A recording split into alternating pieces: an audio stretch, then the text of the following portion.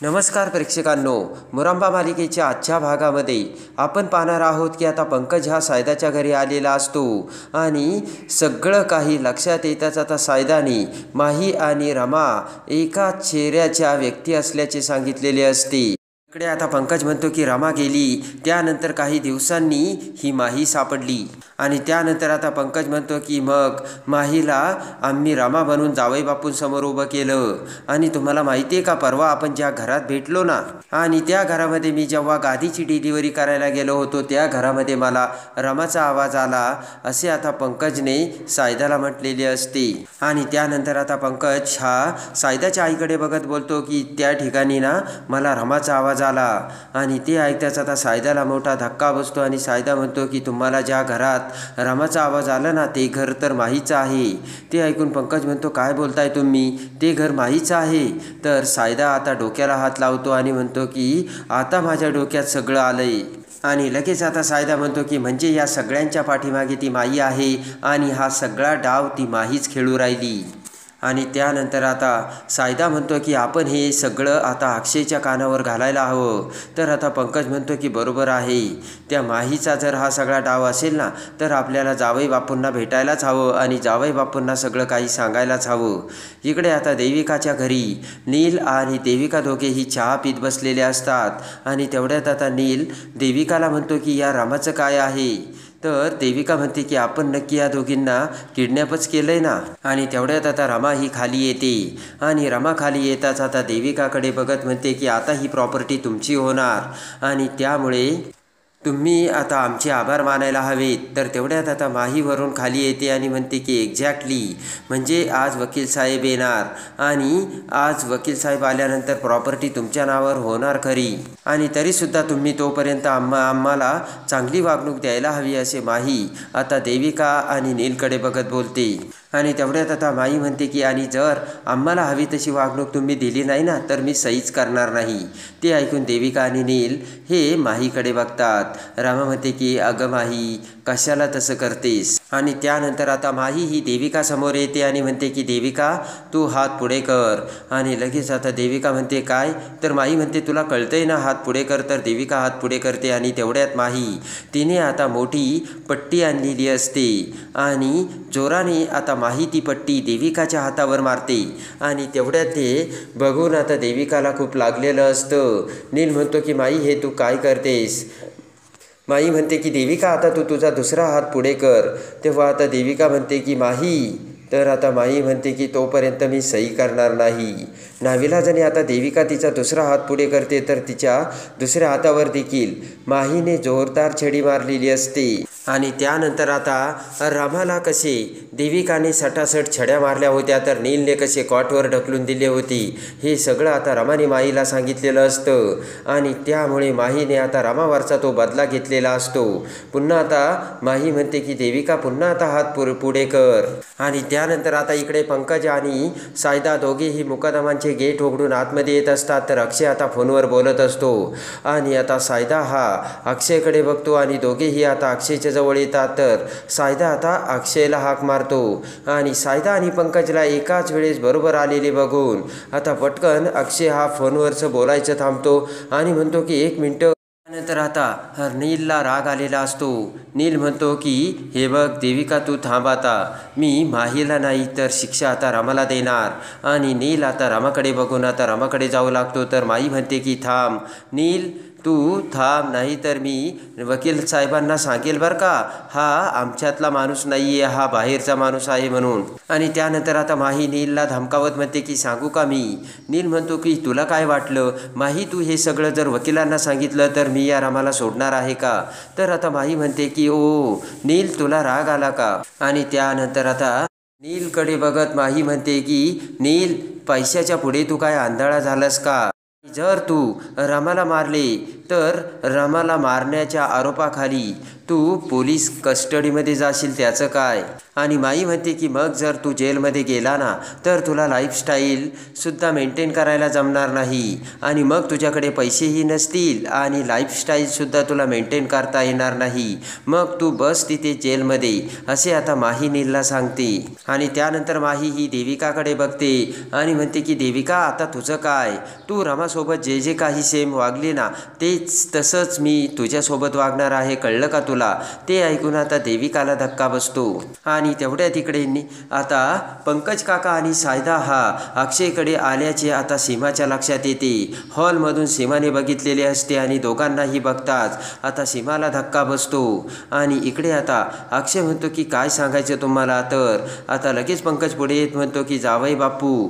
तर आता सीमा ही पंकजला बघते आणि हॉलमधूनच हाक मारत म्हणते की अरे पंकज भाऊजी, तुम्ही कधी आलात? आणि बाहेर खूप ऊन आहे ना, उन्हात का उभे आहात तुम्ही? इकडे आत येऊन बोला ना तुम्ही. पंकज भाऊजी या तुम्ही आत, असे आता सीमा ही पंकजला सांगते. तर पंकज आता हात जोडून सीमाला नमस्कार करतो. अक्षय आता सीमाकडे बघतो आणि म्हणतो आई, हा सायदा आपल्याला देवळात भेटला होता ना? तर सीमा म्हणते की हो मी ओळखलंय, पण तुम्ही आतमध्ये या ना. आणि त्यानंतर आता अक्षय म्हणतो की हे माझ्याकडे आले, त्यांना काहीतरी सरप्राईज सांगायचं म्हणतायत ते. हसतच आता सीमा म्हणते की हो हो माहिती आहे मला, पण तुम्ही अगोदर आतमध्ये या ना, आतमध्ये येऊन बोलूयात. आणि त्यानंतर इकडे आता माहीने नीलला आता टेबलवर बसवलेले असते आणि आता कोंबडा बनवलेली असते. तेवढ्यात आता रामा म्हणते की माही हे सगळं तू काय करते? तर माई म्हणते की याला मी आता यानंतर लंबी रेस का घोडासुद्धा बनवणार आहे आणि अगदी सूट होतोय त्याला, बघितलं का तू? तर रमा हसू लागते. आणि आता माहीने आता नीलचे हात गुडघ्यातून आता कानाला लावलेले असते आणि नीलच्या डोक्यावरती पट्टी ठेवलेली असते. नील आता कोंबडा होऊन तिथेच टेबलवर बसलेला असतो. आणि तेवढ्यात आता त्या नीलकडे बघत रमा हसू लागते. रमाला हसू येतं आणि लगेच आता माई म्हणते की रमा, हीच तर तुझ्याकडची स्माईल मला हवी होती. आणि ते बघून आता नीलला राग येतो आणि नील पटकन उठून उभा राहतो आणि म्हणतो की बस झालं आता तुमचं. आणि लगेच आता माही म्हणते की मग ठीक आहे, मी सुद्धा मग सही नाही करणार. तर तेव्हा आता देविका म्हणते की नील, अरे होणारे कोंबडा आणि बसणारे, नाही तर ही माही सही नाही करायची. तर आता नील म्हणतो ठीक आहे आणि पटकन आता नील पुन्हा कोंबडा होतो. आणि त्यानंतर आता नील पुन्हा कोंबडा बनलेला असतो. माही म्हणते की एक तरी दिवस मला माझ्या मनासारखं वागू द्यात ना, आणि मग तुमच्या नावावरती जेव्हा प्रॉपर्टी होईल ना मग तुम्ही तुमच्या मनासारखं हवं तसं वागा. आणि त्यानंतर आता माई म्हणते की पण आजचा दिवस फक्त माझा आहे, माझा. तर आता रागाने नील आता माहीकडे बघतो आणि म्हणतो की त्या मुकादमाच्या घरात जाऊन ना तुला जास्त अक्कल आली. आणि त्यानंतर आता नील म्हणतो मला माहिती हे सगळं कुणामुळे झालं, हे सगळं त्या अक्षयमुळे झालं, अक्षयमुळे. आणि अक्षयमुळेच हे सगळं झालं, पण मी आता त्या अक्षयला सोडणार नाही. तेव्हा आता माहीला राग येतो. नीलच्या डोक्यावरची पट्टी पुन्हा नीलच्या तोंडाला लावत राग येऊन माही म्हणते की काय बोललायस तू? अक्षयला काही बोलायचं नाही आणि तुला जे काही बोलायचं ना ते मला बोल, पण अक्षयला नाही. आणि त्यानंतर आता इकडे नीलला राग आलेला असतो आणि माहीचं अक्षयवरचं प्रेम आता नीलच्या समोर आलेलं असतं. आणि नील एकटक नजरेने डोळे मोठे करून आता माहीकडे बघू लागतो. इकडे आता अक्षय हा सायदा आणि पंकजला घेऊन हॉलमध्ये येतो. तर आता सीमा त्यांना पाणी घेऊन येते. तर आता सायदा म्हणतो की काय अक्षय, अरे तुझ्या बायकोला भेटायचं होतं, पण तुझ्या बायकोला भेटणं राहूनच गेलं, आत्ता तरी भेट होईल का? तर आता अक्षय म्हणतो की अरे सॉरी सायदा, आत्तासुद्धा तुला भेटता येणार नाही. आणि त्यानंतर आता अक्षय म्हणतो की काय झालं सायदा माहिती आहे का? रमा गेली आहे माहेरी. आणि पंकज दादा काय झालं? अहो रमा तिकडेच थांबली का? ती कधी येणार आहे इकडे? आणि लगेच आता अक्षय म्हणतो काय पंकज काका, तुम्ही इकडे आले आणि रामाला तिकडंच थांबवलं का? पंकज म्हणतो की जावई बापू तुम्हाला तेच सांगायचं होतं. तर लगेच सीमा बोट करत म्हणते की सरप्राईज. आणि सीमा म्हणते की मी सांगते. अरे अक्षय, रामाना तुला काहीतरी सरप्राईज देणार होती म्हणून ती आता तिथे थांबली. सीमा म्हणते की अक्षय, तू काय सतत पंकज भाऊजींना विचारतोय रमा कुठे, रमा कुठे? रमा गेली ना आता तिच्या माहेरी, तेव्हा राहू दे ना आता तिला तिच्या माहेरी, असा का त्यांना त्रास देतोय? आणि लगेच आता सीमा ही पंकजला म्हणते की पंकज भाऊजी तुम्ही नका त्याच्याकडे एवढं लक्ष देऊ बरं का.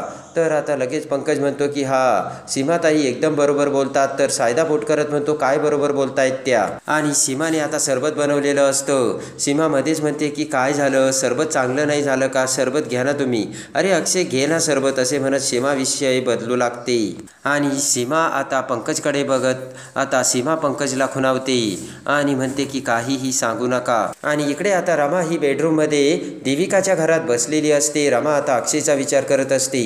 तेवढ्यात आता माही एक बॅग घेऊन तिथे येते. माहीला बघताच आता रमा म्हणते की काय आहे माही हे. माही म्हणते की मी तुझ्यासाठी साडी आणली आहे रमा, आणि हीच साडी नेसून ना तू अक्षय समोर जायचंय. माही म्हणते की यात बांगड्यासुद्धा आहे, मंगळसूत्रसुद्धा आहे, आणि हे सगळे दागिने घालून तू अक्षयच्या समोर जायचं. तर रमा खुश झालेली असते आणि माही तिच्या हातातील बॅग आता रमाला देते. आणि त्यानंतर आता माही रमाला म्हणते की रमा एकदम छानपैकी रेडी हो बरं का, अक्षय तुझ्याकडे बघतच राहायला हवा. आणि रमा खुश होऊन आता माहीकडची पिशवी आपल्या हातात घेते. आणि ते ऐकून ते बघून आता रमा म्हणते की माही हे सगळं तू का करतेस. तेव्हा आता माही म्हणते की रमा कारण आता या माहीचा जो प्लान आहे ना रमा अक्षयला एकत्र आणण्याचा, तो कोणीच नाही बदलू शकत. आणि इकडे आता नीलला खूप राग आलेला असतो. रागाने उठून उभा राहत नील आता त्या टेबलला जोराची लाथ मारतो. आणि मग आता देविकाकडे बोट करत नील म्हणतो की मी ना त्या माहीला अजिबात सोडणार नाही. आणि आता नील म्हणतो की मला त्या माहीने कोंबडा बनवलंय, तुला कळतंय का देविका.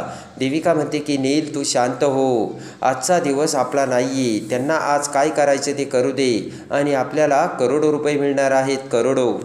कळतंय का तुला. तेव्हा तू नील शांत राहा. आणि लगेच आता देविका म्हणते की एकदा का ती रमा अक्षयकडे जाऊ दे. आणि रमा का अक्षयकडे गेली मग माही पेपरवरती सह्या करील. नील आता विचार करतो की माही पेपरवरती सह्या करून आता अगदी वेडी होणार आहे, वेडी. नील म्हणतो मूर्ख आहे ती माही, आणि अक्षयच्या प्रेमासाठी ती एवढा त्याग करायला निघाली. आणि लगेच आता देविका म्हणते की एकदा का रमा ही अक्षयकडे निघून गेली ना मग माही तुला मीच संपवणार. तर बोट करत आता नील म्हणतो की तू नाही देविका, त्या माहीला मीच संपवणार. आणि लगेच आता देविका खुश होते आणि म्हणते की ऑल द बेस्ट नील.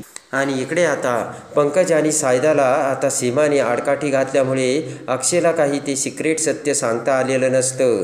पंकज आणि आता सायदा दोघीही बाहेर येतात. त्यानंतर विचार करत आता पंकज म्हणतो की साहेब मी काय म्हणतो, त्या माईच्या घरून आपल्याला पुन्हा रमा तिथे आहे का हे बघता येईल का.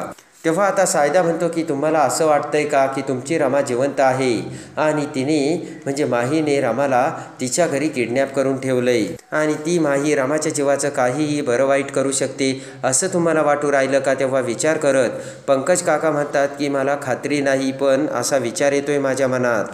आणि आता पंकज काका म्हणतात की असं जर असेल तर रमाचे काय हाल होत असणार. तर आता सायदा म्हणतो की हे बघा भाऊ तुम्ही काही काळजी करू नका, असे जर असेल तर आपण त्या माहीच्या घरी जाऊ. आणि आता सायदा पंकज काका माहीच्या घरी जायला निघतात.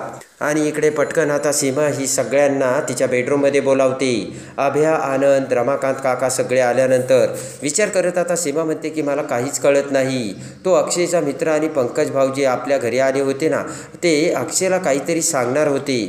ते ऐकून आता आनंद म्हणतो की हे बघ आई तू काही काळजी करू नका, ते सहजच आले असतील. तर सीमा विचार करत म्हणते नाही नाही ते कोणत्या तरी महत्त्वाच्या विषयावर बोलण्यासाठी आले होते आणि ते बोलणारच होते, पण त्याच वेळेस मी विषय बदलला म्हणून ते बोलता बोलता राहिले असे आता सीमा सांगते. आणि माहीचं आणि रमाचं सत्य ते सांगणार आहे की काय हेच मला काही कळत नाही. आणि विचार करत आभ्या म्हणतो नाही नाही ते असं काही करणार नाही, आणि ते असं कशाला करतील. आणि विचार करत आता आभ्या म्हणतो की मला कळत नाही तो मुलगा आणि पंकज काका एकत्र येऊन काय बोलायला आले असतील. सीमा म्हणते मला देखील तोच प्रश्न पडलाय. सीमा विचार करत म्हणते की तो अक्षयचा मित्र आणि पंकज भाऊजी हे दोघं एकत्र असे काय बोलायला आले असतील अक्षयकडे. आभ्या म्हणतो की तो अक्षयचा मित्र वगैरे काही नाहीये, फक्त तो त्याच्याकडचे आता डिलिव्हरी आहे ना ती आपल्या कंपनीला सबमिट करतोय. आनंद म्हणतो की एक्झॅक्टली पंकज काका आणि सायदा यांच्यामध्ये दुसरं काहीच नाही आहे, फक्त ते कामानिमित्त आले असतील, बाकी काय असेल. आणि आता रमाकांत सुद्धा म्हणतो की तुम्ही फक्त या गोष्टीचा जास्त विचार करू राहिला, तेव्हा तुम्ही या गोष्टीचा काहीच विचार करू नका आणि तुम्ही आता फक्त शांत राहा. तर आता सीमाला देखील रमाकांतचे म्हणणे पटलेले असते. रमाकांत आता सीमाला म्हणतो की मला नाही वाटत यांचा एकमेकींशी म्हणजे माहीशी काहीही संबंध असेल म्हणून.